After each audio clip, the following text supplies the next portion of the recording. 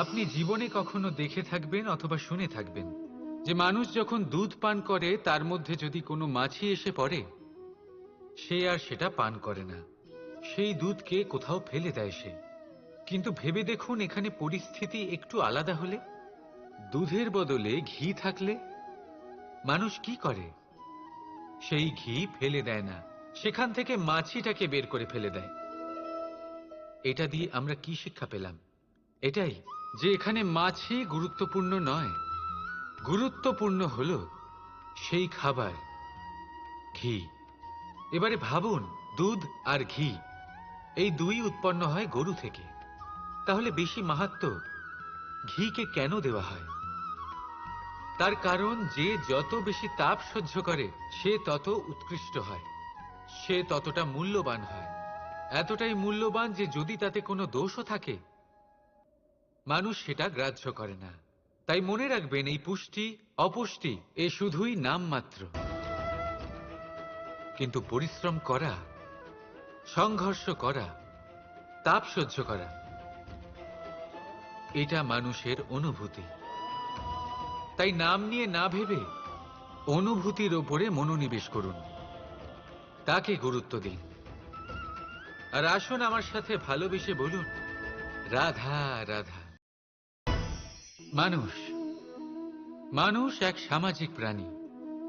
সমাজে ঘোরাফেরা করে, অন্য মানুষ খুঁজে বেড়ায়, সম্পর্ক তৈরি করে, সেটাকে গড়ে তোলে, সুখ দান করে, সুখ লাভ করে, নিজের দুঃখকে কম করে। কিন্তু একটা জিনিস সে বোঝে না, কোন ব্যক্তি আপন আর কোন ব্যক্তি পর। দেখুন, আপন সে নয় যে সুখের সময় আপনার সাথে থাকে, আপন সে যে দুঃখের সময়ে শুরু থেকে শেষ অবধি আপনার সঙ্গে থাকে। তাই খেয়াল রাখবেন, সুখের সময় যে আপনার সাথে থাকে তারা সেই ব্যক্তিগণ যাদের আপনি পছন্দ করেন, কিন্তু যে দুঃখের সময়, সমস্যার মধ্যে, কষ্টের ও একাকিত্বের মধ্যে আপনার সাথে থাকে, আপনাকে সব সময় সঙ্গ দেয়, তারা সেই ব্যক্তি যারা আপনাকে পছন্দ করে। এবারে কাকে আপনি আপন বানাবেন আর কাকে পর, সিদ্ধান্ত আপনার। রাধা রাধা।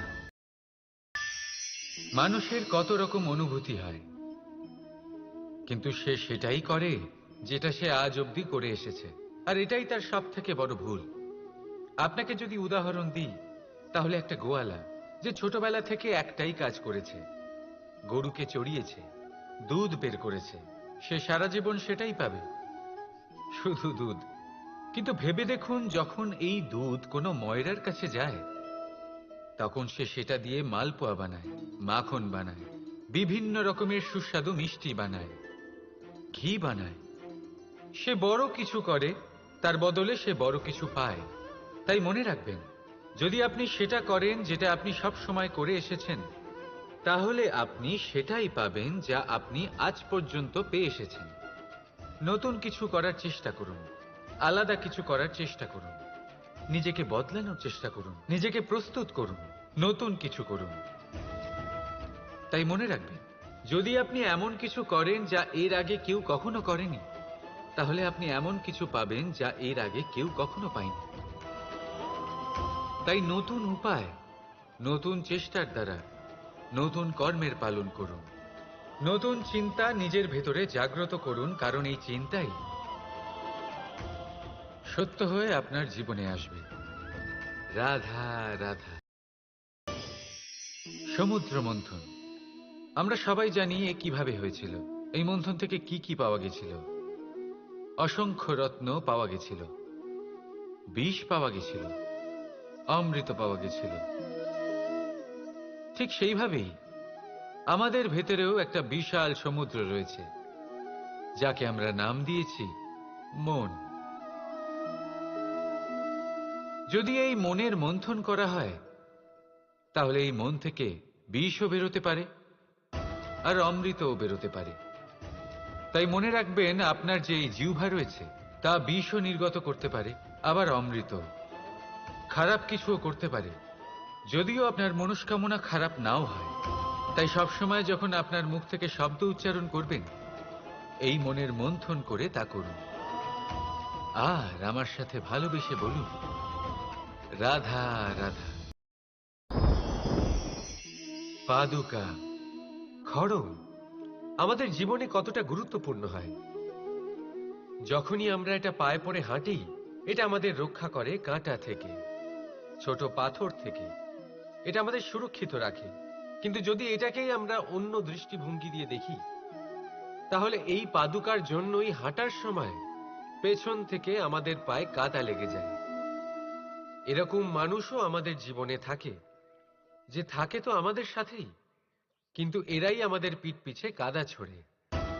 এবার হাঁটার সময় যখন আপনার পায়ে কাদা লাগে আপনার পাদুকার জন্য, আপনার নজর সেদিকে থাকে না, আপনার নজর থাকে সামনের দিকে।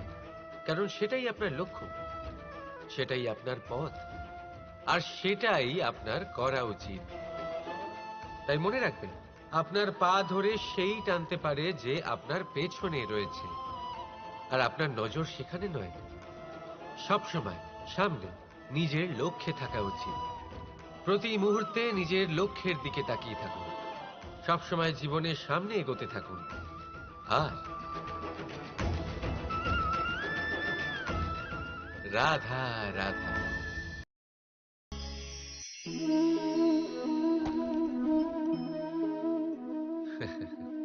আপনি কি কখনো কোনো গাছের গায়ে পাথর ছুঁড়ে মেরেছেন? আজ না হোক, ছোটবেলায় কখনো না কখনো নিশ্চয়ই ছুঁড়েছেন। এখনো বাচ্চারা সেটাই করে থাকে। কিন্তু আপনি কি কখনো ভেবে দেখেছেন যে কেন সেই গাছের ওপরই পাথর ছুঁড়ে মারা হয় যাতে ফল থাকে? কোনো সাধারণ বা ফলবিহীন গাছের ওপর এত পাথর কেন ছোড়া হয় না? কারণ খুবই সহজ। আমরা ফল খেতে চাই, আর সেটা পারার জন্য আমরা পাথর ছুঁড়ে সেগুলিকে প্রাপ্ত করার চেষ্টা করি। আর অন্যদিকে সেই গাছ এই পাথরের রূপে বিরোধিতা সহ্য করে, তবুও সেখানেই দাঁড়িয়ে থাকে যেখানে তার অবস্থান। সেই ফল আমাদের দিতে থাকে যা সর্বদা আমাদের দিয়ে এসেছে, আর সেই জন্যই সে আমাদের কাছে মূল্যবান। তাই মনে রাখবেন, আপনার জীবনেও এরকম অনেক মানুষ আসবেন, বা হয়তো এখনই আছে, যারা আপনার বিরোধিতা করেন, যারা আপনার জীবনে সংকট ডেকে আনেন, আপনাকে দোষারোপ করেন। কিন্তু আপনার নজর সেদিকে থাকা উচিত নয়। তাই একটা গুরুত্বপূর্ণ সত্য সবসময় মনে রাখবেন, সেই গাছের ওপরেই পাথর এসে পড়ে যে ফল ধারণ করে, যে মূল্যবান হয়। রাধা রাধা। আপনি এটা দেখতে পাচ্ছেন? আপনি নিশ্চয়ই ভাবছেন এটা জট কি করে বাঁধলো। তার কারণ এই হলো, আমি এই সুতো ঠিক করে গুছিয়ে রাখতে পারিনি।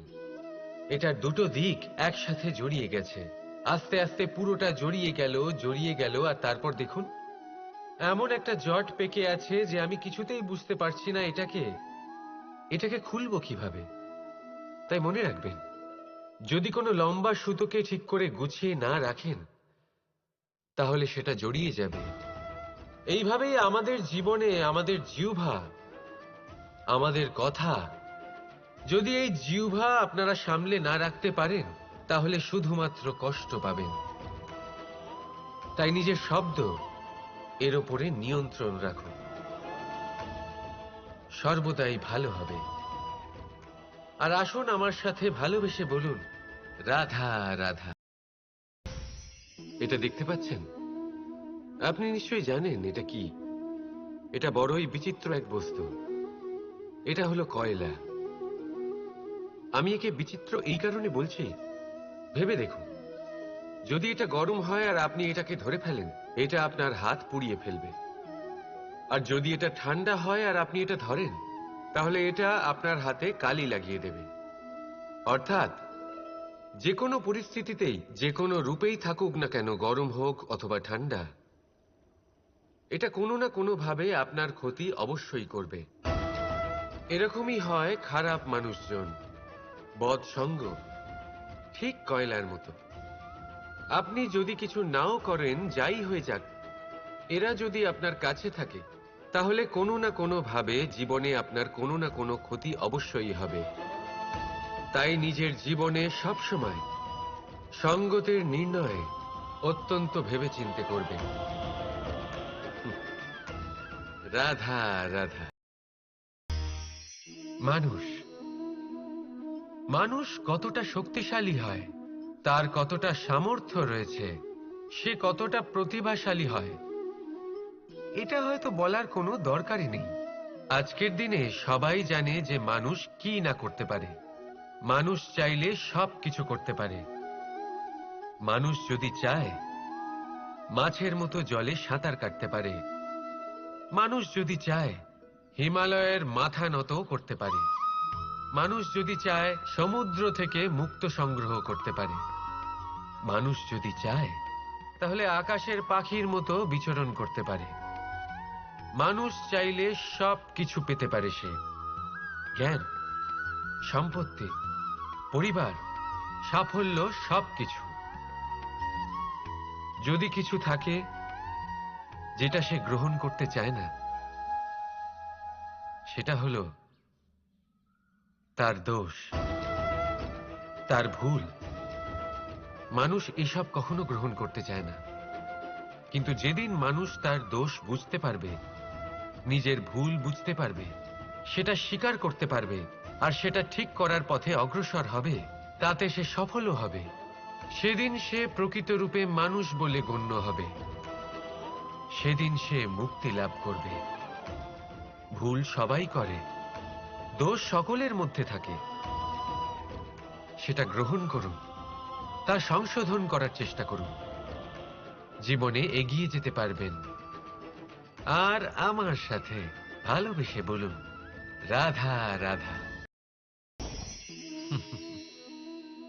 এই ডাল দেখুন, এই সুন্দর পুষ্প দেখুন।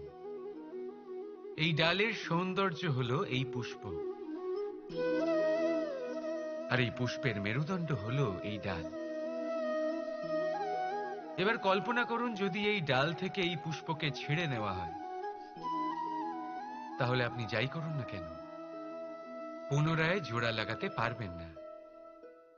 এবার যদি এটা আমাদের জীবনে হয়, আমাদের মানুষের, আমরা যদি কিছু পাই তাহলে সেটা সুরক্ষিত রাখি, আর যদি সেটা হারিয়ে ফেলি তাহলে দুঃখে জর্জরিত হই। এবার ফিরে আসি প্রকৃতির কথায়। দেখা যাক প্রকৃতি আমাদের কি শেখায়। এবার যদি এই পুষ্প এই ডালটা থেকে ছিঁড়ে যায়, আর যদি এই ডাল সবল থাকে, তাহলে কিছুদিন পরেই এই ডালে আবার নতুন ফুল ফুটবে। এবার এটা আমাদের জীবনেও ঘটবে, নিশ্চয়ই ঘটবে। সেটাই প্রকৃতি। সেই জন্য জীবনে আপনি যা হারিয়েছেন সেটার বিষয় না ভেবে, যা ফেলে এসেছেন তার বিষয় না চিন্তা করে, ভবিষ্যতে যা আপনি যত্ন করে রাখতে পারবেন, সাবধানে রাখতে পারবেন, সেগুলির প্রতি একাগ্র হন। বিশ্বাস করুন, এই মনরূপী ডালের ওপর সুখের ফুল সব সময় ফুটবে। রাধা রাধা। ধন আর মানুষের মনের মধ্যে একটা সম্পর্ক রয়েছে। সেই একই সম্পর্ক রয়েছে সুযোগ আর প্রয়াসের মধ্যে। মানুষ বলে, যদি আমি একটু ধন লাভ করি তাহলে আমি কিছু করতে পারি। ধন বলে, যদি তুই কিছু করিস তবে তোর কাছে আমি আসব। মানুষ বলে, আমি কোনো সুযোগ পেলে তবেই তো চেষ্টা করব। আর সুযোগ বলে, তুই প্রয়াস কর তবেই তো আমি দেখা দেব। সবসময় জীবনে সেই কামনা করবেন না যা আপনি অন্য কারোর থেকে বা এই সংসারের থেকে নিয়তির সাহায্যে পেতে পারেন। মনোসংযোগ করুন নিজের কর্মের ওপর। মনোসংযোগ করুন তার ওপর যা আপনার হাতে আছে। অনবরত চেষ্টা করুন, না কোনো আশা করে, না কোনো আকাঙ্ক্ষা নিয়ে।